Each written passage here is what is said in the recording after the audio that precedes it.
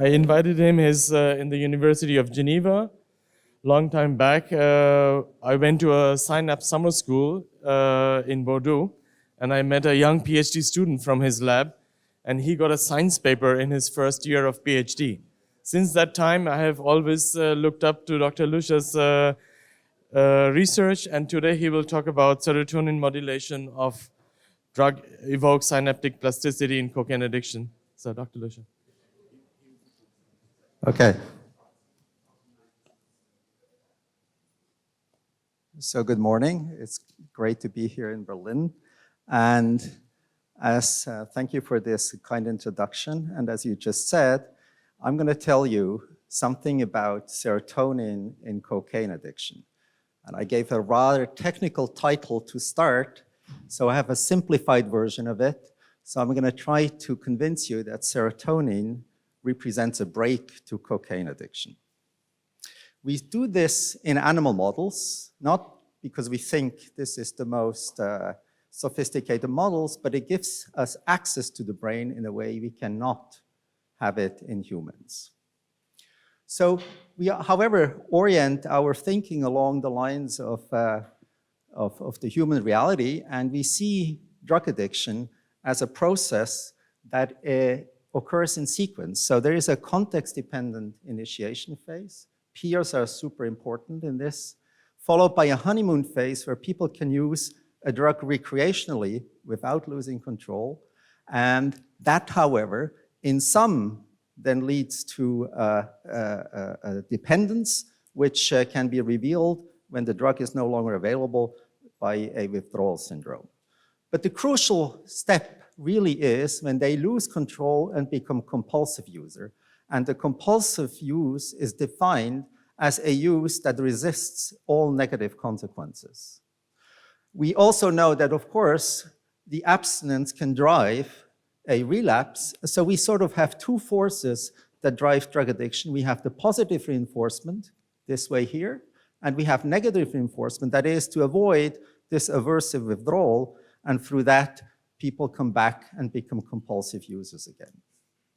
So we would like to study this in animals, and here is, if you will, the upshot of our model that has sort of been the fruit of 25 years of research, which I think is useful to have in the beginning, and I will give you then examples and how we actually got there and talk a little bit about the experiments that we do to come to these conclusions.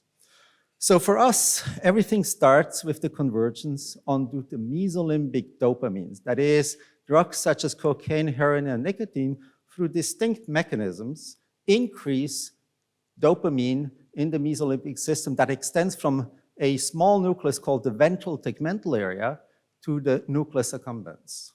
And they all increase that dopamine, and that dopamine then changes the way excitatory afferents onto these cells are treated. We called this now more than 10 years ago, together with Rob Malenko, we called this drug-evoked synaptic plasticity, and we really believe that this is the cellular substrate of addictive behavior.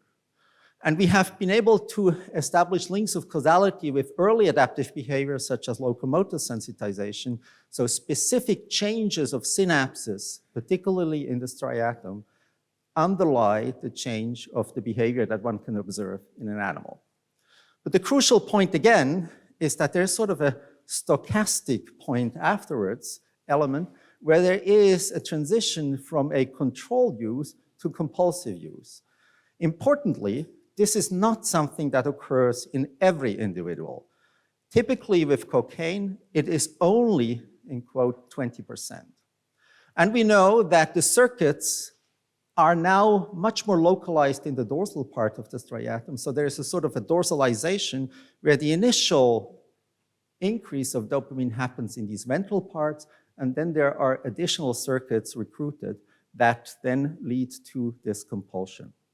So what I would like to discuss with you, these three steps here, so the initial initiation phase, the drug-evoked synaptic plasticity, and the transition, and ask how and whether and how serotonin could play a role in this. So first, let's have a look at the dopamine. So this is sort of the initial step. So we have now new ways of looking and measuring dopamine with high temporal resolution in the striatum. And for that, we use these genetically encoded dopamine sensors, which are in essence inert dopamine receptors coupled to GFP. And whenever dopamine binds, that changes the conformation and it increases the fluorescence. And we use this, for example, to show that saline, NaCl, does not increase dopamine. And neither does psilocybin, and for that matter, all hallucinogenics that we have tried so far. However, cocaine and all addictive drugs do actually increase dopamine. So there's a very simple relationship between increase of dopamine in the nucleus accumbens and addiction liability, and it seems to be an absolutely necessary step for a drug to lead to that path of addiction.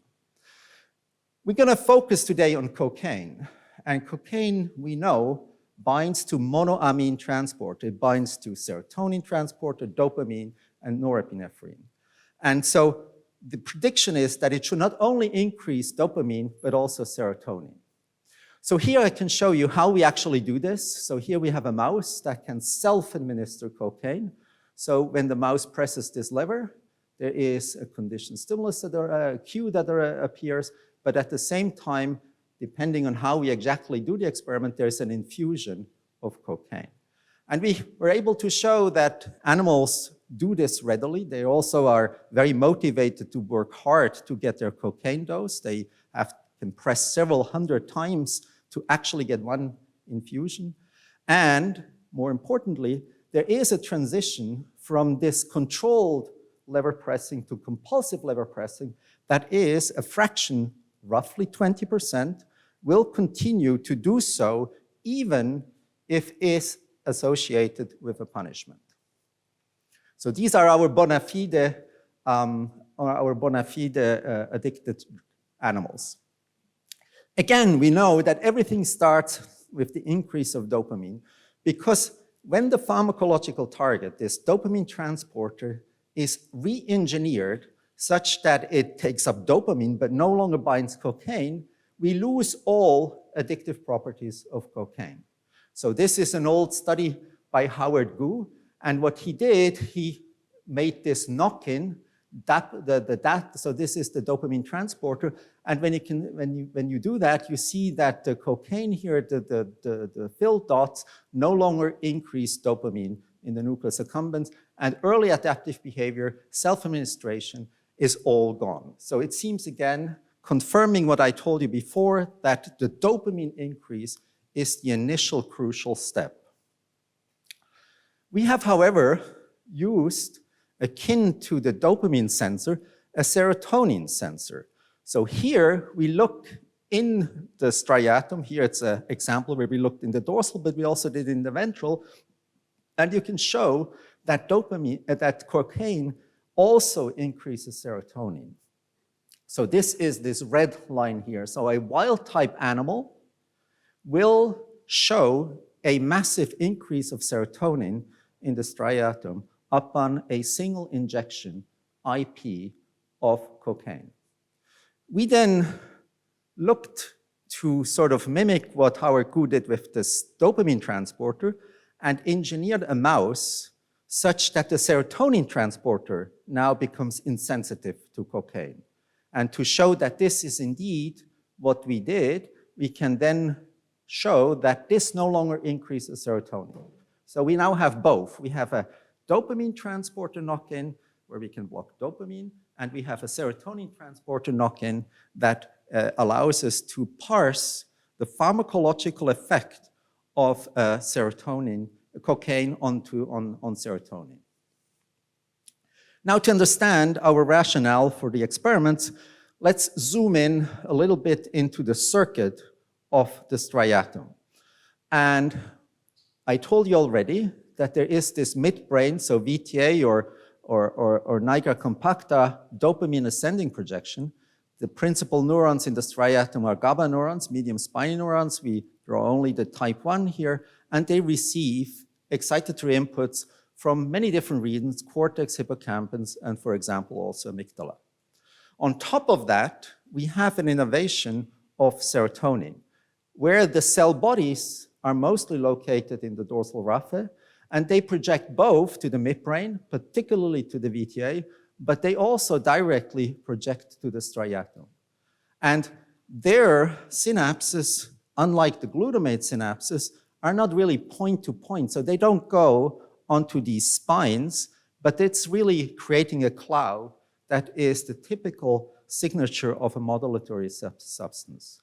So the idea is that, can we see whether serotonin somehow changes the way these cells talk to each other? And there are some candidates where this could happen because we know a little bit about the receptors that are expressed. We have those group 1 serotonin receptors coupled to the GIO proteins, and they are typically located at the presynaptic terminals, like here on the glutamate, but also on the serotonin itself. And we have the group 2, the canonical targets of the psychedelics that we know are mostly located on the soma and the dendrites of those. So there's a number of things that could be going on in terms of this reorganization of the circuit when we have increases of serotonin.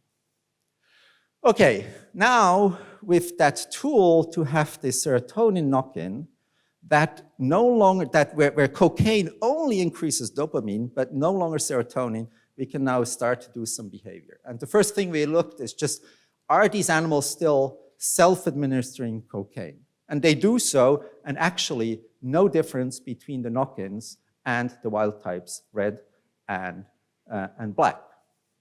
However, when we then introduce these punishments in the form of a slight electric shock, we do see massive changes, and they are highly individual. So some animals basically, these are the punishment sessions 1, 2, 4, they basically totally stop, whereas other animals continue to do so. And in both genotypes, we found both examples. However, when we looked at how frequent they are, and here we look at many different behaviors, the details don't really matter, but you can see we have these clusters of persevering animals when punishment comes in, our addicted mice versus those that stop when it's not worth doing it.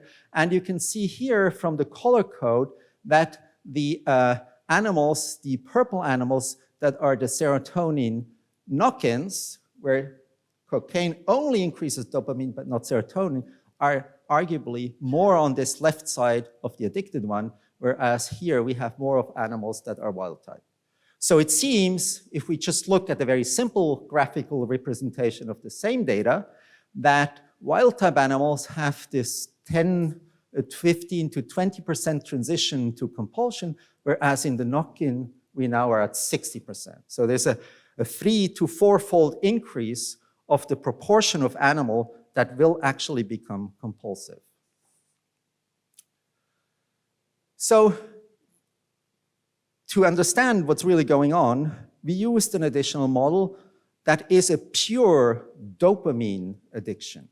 And for that, we developed something we called optogenetic dopamine neuron self-stimulation, short ODAS. And what we do here is we put an optogenetic effector in the dopamine neurons of the VTA, and as you can see, the animal can then press the lever to get this laser reward in the form of a 10-second burst firing stimulation. And when we do that, we see that yes, dopamine increases, we see all the initial synaptic adaptations, and most importantly, we have a transition of 50 to 60% of the animal that will become compulsive. So this is interesting because, as I told you, that usually with cocaine increasing dopamine and serotonin, you would have 20%. If you engineer the animal such that only dopamine increases, you're at 60%. And if I do my manipulation that is selectively on dopamine, then it's also 60%. So the obvious experiment now to do is to boost serotonin in these animals artificially. There are two ways to do this. You can do this either pharmacologically or optogenetically. And what we did here, what I show you, we did it both, but I'm only going to show you the optogenetic stimulation. So what we did here is we have these animals that can self-stimulate the VTA dopamine neurons. But at the same time, whenever they do that, we have a second laser that is aiming at this blue one at the terminals that come from the dorsal raphe and are these serotonergic axons. So whenever the animal self-administers the dopamine, we give a boost of serotonin artificially. And the prediction is, if that does the same, then we should have a drop of the fraction of animals that become compulsive. And this is exactly what we see. So here is again our plot of all the animals that we did, and maybe it's easiest to concentrate on this.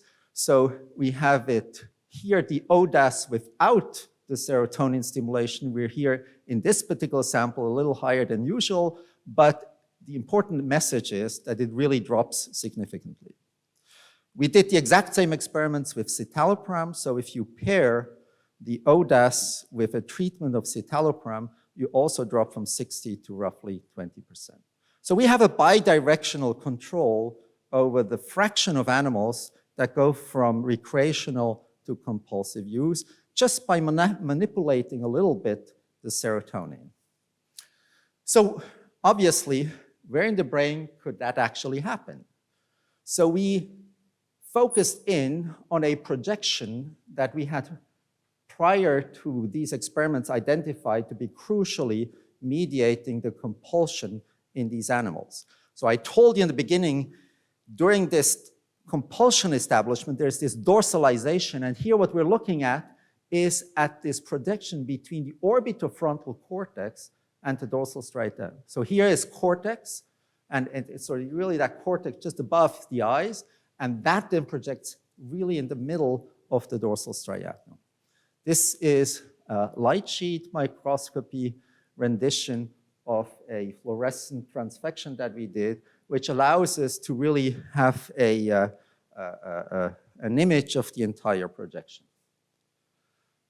Okay, and we know that in this projection, when this projection is strengthened, when the connection between the glutamate neurons and the GABA neurons in the dorsal striatum is strong, these animals are compulsive. And that's indicated here by this big increase of the postsynaptic density reflecting mechanisms that we know well, like long-term potentiation.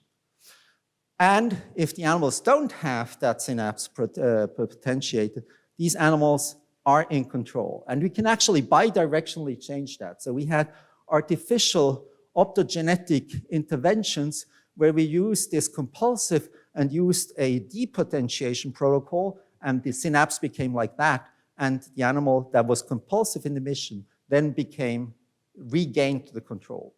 And we could potentiate these synapses artificially and went from an animal that was in control to a compulsive animal.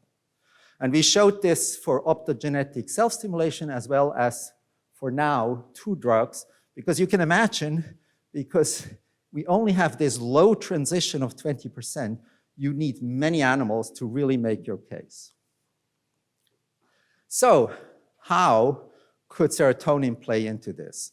And after some pharmacological search of which of the receptors could be involved, we focused in on the 5-HT1B receptor, which we knew, and I'm going to show you this afterwards, is expressed on the presynaptic terminals of the excitatory afferents that come into the striatum, right? It is a GIO couple, it's the group 1 GIO coupled receptor, and it is typically expressed there. We then teamed up with Catherine Nautel, who had actually a conditional knockout for this receptor. That is, we were able, by using a combinational approach with a virus, to delete that receptor only in the glutamatergic afferents onto the cells in the dorsal striatum. And when we did that, we sort of took away the crucial target of serotonin, and we went again from a wild-type transition of about 15% to 60%.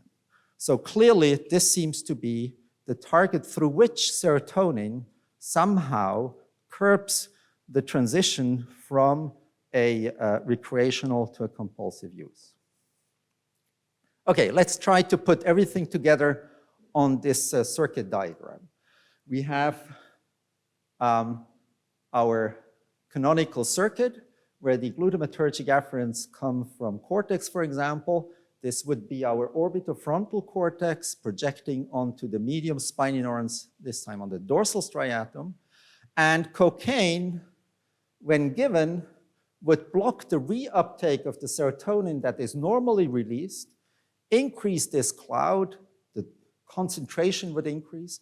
It would then hit those presynaptically expressed 5-HT1B receptors, which would decrease the release probability and make it much less likely for the potentiation to occur. This synapse would be potentiated only rarely, and for that matter, the transition from the recreational control use to compulsive use is less observed in these animals. Obviously, now going back to the full circuit, this opens possibilities also for other interventions. SSRI, we tried this, would increase serotonin basically everywhere, and maybe we would also hit those group 2 receptors, and that could be something that maybe reverses what we have seen with cocaine. And then more specifically, the psychedelics, or actually I like the term psychoplastogens, could, through their 5-HT2A or C receptors, restore the normal synaptic transmission between these afferents and those cells, and through that help an individual to regain control. So these are some of the avenues that we are pursuing and where we would like to see whether our understanding of synaptic physiology and the link to behavior could be helpful to make at least sort of a blueprint of what one should be doing. And that's sort of what we're very good at with the optogenetics. We have very precise interventions. And at the end of our project, we usually know what one should be doing. The question, of course, then becomes, can you do it with pharmacology or other circuit interventions? And with that, let me finish and acknowledge Yue Li. She was the main drive on the serotonin project. Vincent established this entire model of optogenetic self-stimulation. Ridwan did all of the anatomy. And we have many other projects going on, which I'll be happy to talk about in the next conference. And with that, I would like just to acknowledge the people who gave me the money to do it. And I hope I was able to convince you that animal studies can actually be helpful and that mice can be real. At least the cat of my son was convinced. Thank you.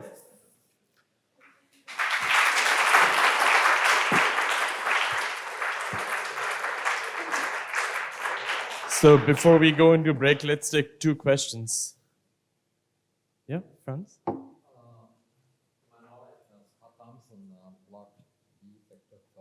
Psilocybin with ketanserin and concluded from, I think it was patch climb, that the 1B is most needed for seeing neuroplasticity in this behavioral mouse model. I'm not sure whether there are selective 1B agonists. There are substances that are not approved for human use for now. But I mean, in the experimental conditions, we can actually definitely, yes.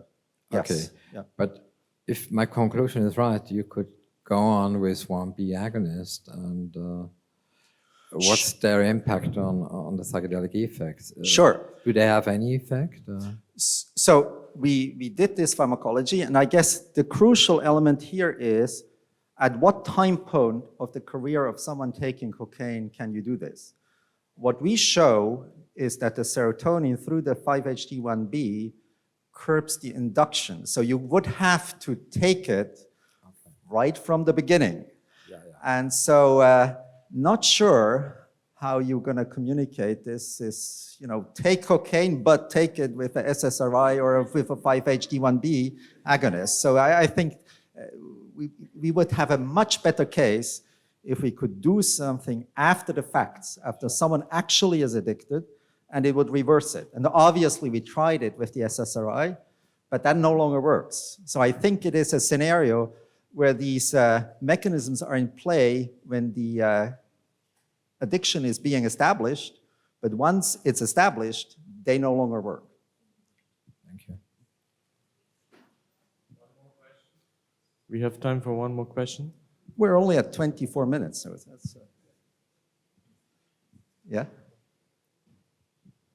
I was wondering if the amount of or variability of the dopamine receptors also play a role, like genetically also play a role in addictive behavior, because maybe it was induced by the drug, but I was just curious, like, okay, is it difference?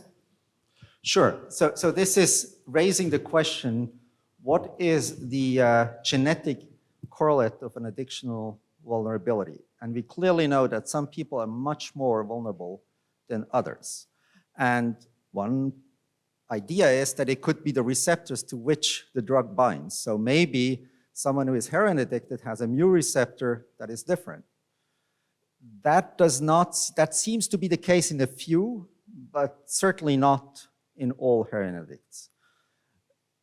Given the convergence on the dopamine system, your idea is obviously very pertinent, because it could be that it is the dopamine receptors that somehow push these drug-evoked synaptic plasticities much more efficiently.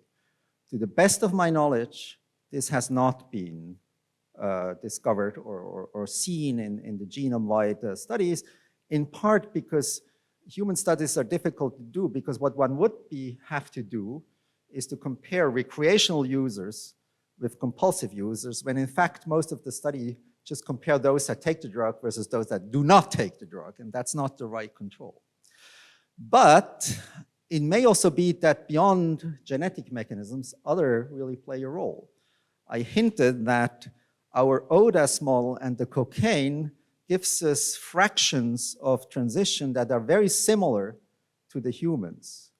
There's, however, one major difference between the human population and our mice, which is the genetic variance. Our mice are basically clonal, and they are very, very similar, which is why we take this as evidence that other mechanisms, probably epigenetic mechanisms, may be equally important. And this one of the other things that we're really going to look at is what epigenetic mechanisms could play a role by enhancing addiction vulnerability. And then to close the whole thing, obviously, with the new evidence of serotonin, you could imagine that an efficient serotonin system is one that helps you be protected when you take cocaine, whereas those that have serotonin system, and for that, it could be the release, it could be the receptors, it could be the signaling, so there's a lot of players involved. It could be that this is part of the individual vulnerability. Thank you. Yeah. Any other questions, maybe? Yeah.